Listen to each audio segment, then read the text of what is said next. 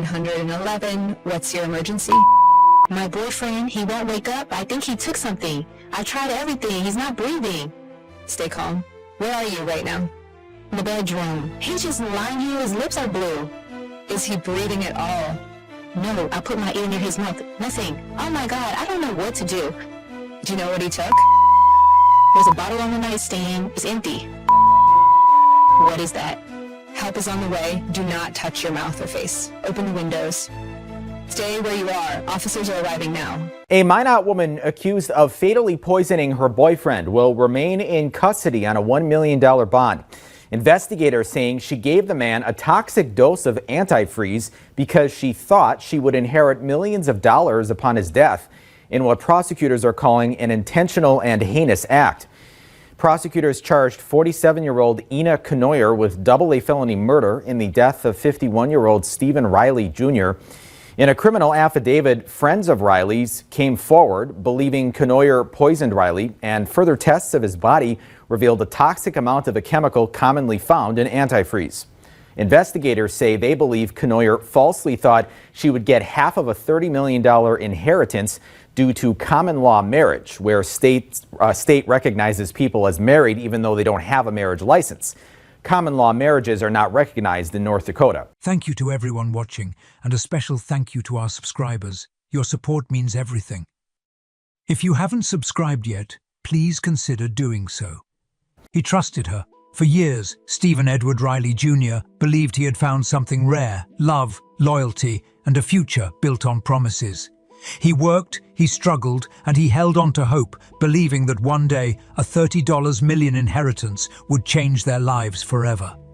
But behind closed doors, the foundation of that dream was crumbling. What he didn't know, what he couldn't know, was that the fortune he pinned his future on wasn't real, and the woman he trusted most was about to take everything from him, including his life. It wasn't a crime of passion. It wasn't an act of sudden rage. It was slow, calculated, cold. It started with whispers of wealth and security, promises that bound them together. But when those whispers turned into demands, when the illusion began to slip, desperation took hold. And desperation, in the wrong hands, is lethal. He didn't see it coming. Not when she smiled at him. Not when she made his meals. Not even when the poison first entered his system. He only felt the sickness creeping in, the weakness pulling him under. And by the time he realized, it was too late. But what makes this story truly tragic is that Ina Kenoyer didn't just kill the man she claimed to love. She did it for a fortune that never existed. A cruel twist in a story of greed, deception, and a fate sealed by lies. A man dead. A family shattered, a murderer behind bars. But the real question is, how did it come to this? And was there ever a way out? Stephen Edward Riley Jr. was a man of simple dreams. A hard-working, blue-collar worker from Minot, North Dakota. He wasn't born into wealth, nor did he ever expect much beyond what his own hands could build.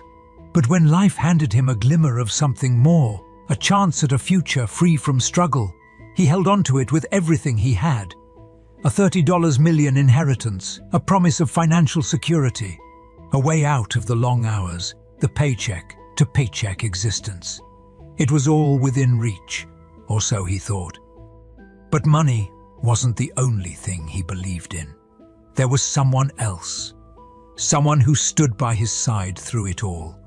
Ina Kenoyer. The woman he called his partner, the person he believed was his common-law wife. To him, she was more than just a companion. She was family, the one who knew his dreams, his fears, his plans for the future. He trusted her in ways he didn't trust anyone else. And why wouldn't he? After all, they had been together for years, sharing a life built on quiet moments and unspoken understandings. Yet, trust is a fragile thing.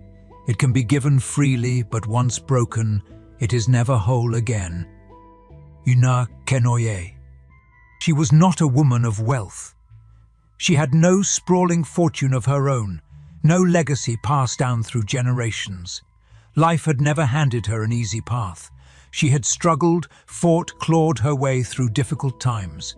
And somewhere along the way, she learned that survival often meant taking what you could, by whatever means necessary.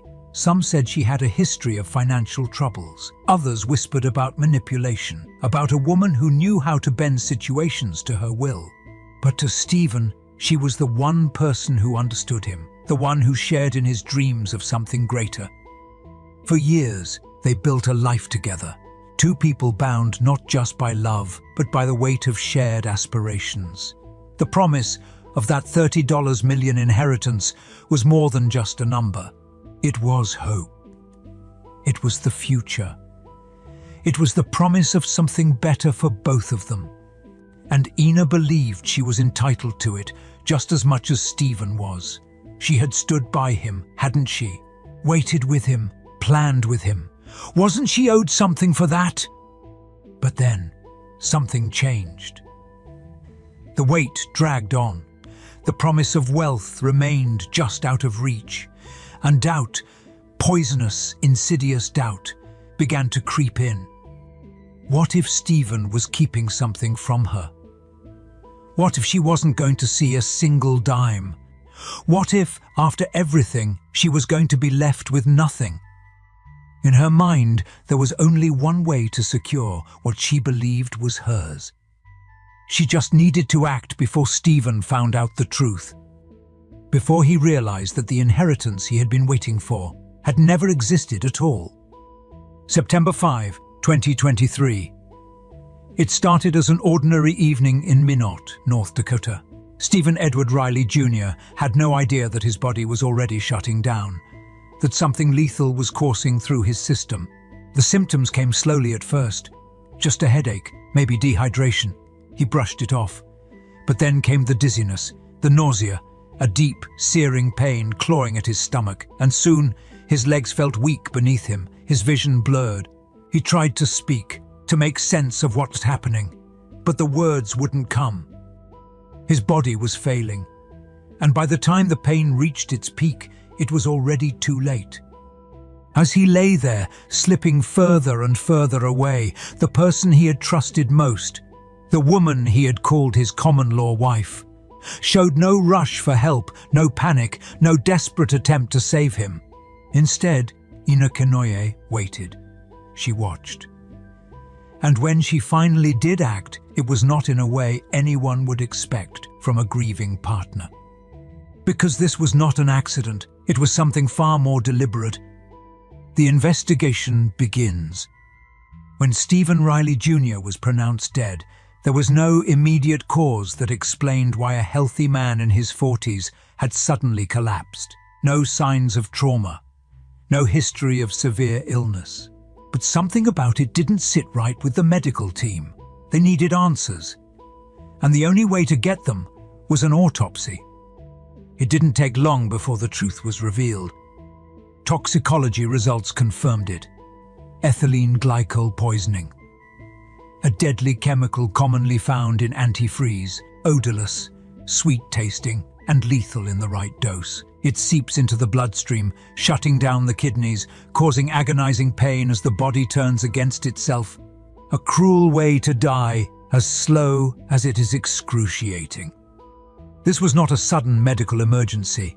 It was not fate or chance or a tragic coincidence. Someone had poisoned Stephen Riley Jr., someone close. Someone who knew exactly what they were doing. And investigators had one name in mind. Suspicion falls on Ina Kenoyer. She didn't grieve the way one might expect. She wasn't overcome with devastation. She didn't lash out in disbelief. Instead, she talked about something else entirely. The inheritance. The $30 million fortune that Stephen was supposed to receive. She spoke of it often, of what she thought was rightfully hers, of what she planned to do with the money. But when detectives sat her down and explained the truth, when they told her that North Dakota did not recognize common-law marriages, that she would not receive a single cent of Stephen's supposed wealth, her reaction wasn't one of sadness or shock. It was anger. And in that moment, the pieces of the puzzle began to fall into place.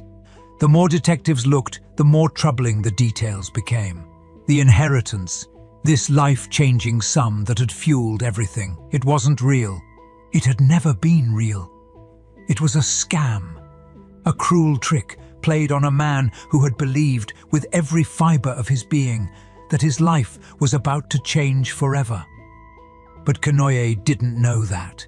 She had killed for it, and now the evidence was stacking up against her. Surveillance footage showed her purchasing antifreeze just days before Riley fell ill. Phone records painted an even darker picture.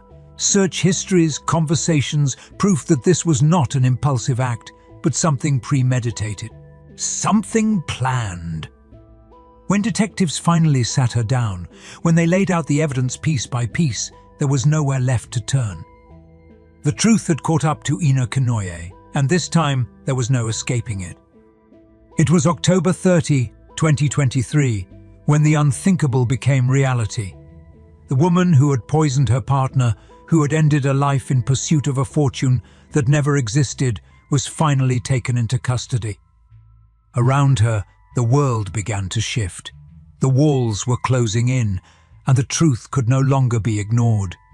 Detectives, armed with months of painstaking investigation, had built their case. They had enough evidence, clear, irrefutable evidence, that Kenoyer had taken Stephen Riley Jr.'s life with premeditated intent. The motive, a $30 million inheritance she believed was her ticket to a new life. A lie that, for months, had poisoned her thoughts and actions. That day, as they read the charges to her, Class A felony murder, Kenoyer's cold indifference remained. There were no tears, no remorse, just the hard reality of what she had done. She had killed for something that wasn't even real, something that had been nothing more than a web of lies. Fast forward to May 2024. The case, one of the most chilling and shocking in recent memory, made its way to the courtroom. The gallery was full, every seat occupied by those who had followed the case from the start, those who had felt the sting of betrayal through Stephen Riley's tragic end. As Kenoyer stood before the judge, her fate hung in the balance. The prosecutor painted a vivid picture of a woman blinded by greed, a woman who had been consumed by the promise of wealth, who had seen an opportunity to claim it for herself, no matter the cost. They spoke of the manipulation, the coldness, the way Kenoyer had watched Stephen suffer, knowing full well what she had done. And yet, she felt no regret. Then came the revelation that shocked the entire courtroom. The $30 million inheritance, a scam. A carefully crafted lie designed to ensnare trusting souls like Stephen Riley, leading them down a path of false hope. Kenoyer had killed for a fortune that never existed. Her crime wasn't just about murder. It was about the depths to which greed and deception can drive someone. A lie that had cost someone their life. The defense, on the other hand, could offer no real justification. There were no tears or apologies, no remorse in her words. Instead, they merely argued that her actions had been driven by a misguided belief, an unshakable conviction that she was entitled to the money. But no matter how they framed it, there was no escaping the truth of what had really happened. And in that moment, it became clear. The woman who had taken a life for a lie was about to face justice. And so, as the gavel fell, marking the moment the case reached its climax, the final question lingered in the air. What would become of Kenoyer? Would she be held accountable for her actions? Would justice finally bring peace to the family and loved ones who had been left in the wake of her betrayal? She had killed for a fortune that never existed. Now, the world would watch as she paid the price for it. The courtroom fell silent as the judge delivered the final verdict. 50 years, 25 years to serve, with 25 suspended. A restitution of $3,455 was ordered to be paid to Riley's family, an amount that could never begin to cover the depth of the pain they felt. Kenoyer's fate was sealed. But what about the damage she had caused? The lives shattered by her greed, the loved ones left to pick up the pieces of a future that had been ripped away by a lie. The sentencing was the culmination of a journey filled with heartache, betrayal, and loss. And for Stephen Riley's family, it marked the beginning of a painful new chapter, one that would forever be defined by the tragedy that had unfolded before them. The words of Riley's sister and son rang out in the courtroom. Their voices trembling with grief, they spoke not just of a man lost, but of the father, the brother, the friend who had been taken from them by someone they had trusted. Their pain was raw, their anger undeniable. To them, this wasn't just about a murder. It was about the crushing weight of betrayal, about a future stolen not by some random act of violence, but by a woman who had been close, someone who should have been trusted. And in their eyes, that made it all the more devastating. "He was my dad," Riley's son said, his voice barely a whisper, but carrying the weight of a lifetime of memories. "He should have been there to see me grow up, to watch me become the man I'm supposed to be. But because of her, I lost that." His words were a stark reminder of what had been taken. Not just a life, but family's future.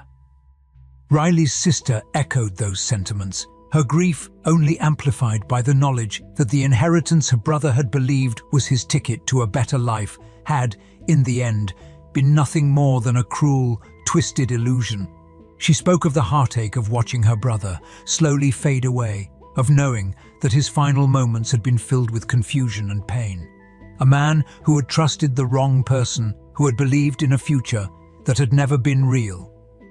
And so, with the sentencing complete, the weight of the tragedy began to settle over the small community of Minot, North Dakota, a place that, like so many others, had never imagined it would be touched by such a horrific crime. The community, once united in shock, now found themselves grappling with the realization of how easily a lie could destroy so many lives. How a promise of wealth, a promise of security, could so easily be manipulated into something far darker.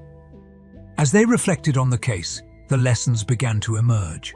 The dangers of online inheritance scams, the depths of greed and deception, the realization that sometimes those closest to you are the ones who can hurt you the most.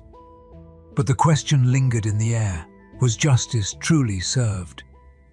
Was 50 years in prison enough for a life lost, for a family broken beyond repair? For the grief that would echo through the years, felt every day by those left behind? As the community mourned, they could only hope that the consequences of this tragedy would serve as a warning to others. A reminder of the devastating cost of lies and the far-reaching consequences of greed. A life stolen, a future ripped away in an instant. Stephen Riley's death was not just a tragedy. It was the result of a cruel lie, an illusion that took everything from him. A man was killed for a fortune that never existed, and the consequences of greed and deception will reverberate for years to come. In a world where trust can be shattered in the blink of an eye, we are left to wonder, how much can we really trust those closest to us? How much is a life worth when it's taken by someone who should have cared for it most? A man's life was taken for money that never existed. A tragic story of greed, deception, and a future stolen in an instant. What do you think? Was 50 years enough for the crime Kenoyer committed? Should we be doing more to monitor the growing danger of inheritance scams? Let us know your thoughts in the comments below. And if you want to hear more stories that expose the hidden truths, the stories that need to be told, be sure to subscribe to Unmasked True Crime Stories. Join us next time as we uncover more dark truths that demand to be heard.